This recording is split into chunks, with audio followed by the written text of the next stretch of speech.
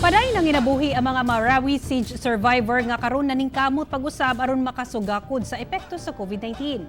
Atong sayron ang pamaagi niining grupo sa kababayenan aron makatabang sa ilang pamilya. Ang report ni Sheila Vergara Rubio. Karong Mayo 23 ang ikatulong anibersaryo sa Marawi siege. Tulo ka tuig na ang milabay. Apan paday naningkamot ang mga survivor aron mabuhi. Ilabi na nga karong giatubang sab nila ang krisis tungod sa COVID-19.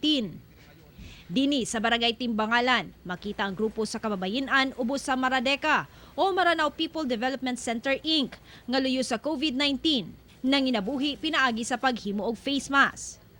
Kani silang gamay negosyante sa Ground Zero sa Marawi. Apan tungod sa giyera, nangadaot ang ilang negosyo ug hangtod karon, wala pa sila nakabalik didto.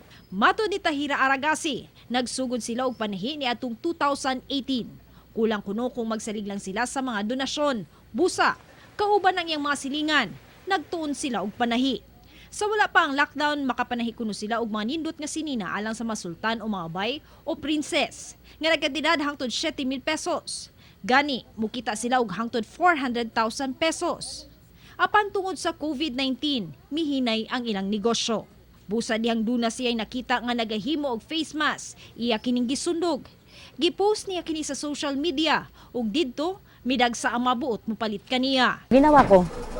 Nung nakita ko na may tela kami na galing Maradika, ginawa ko din, gumawa ko ng ibang kulay.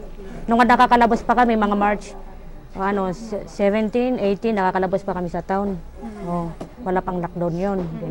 Nagpabili kami ng tela na iba-ibang kulay.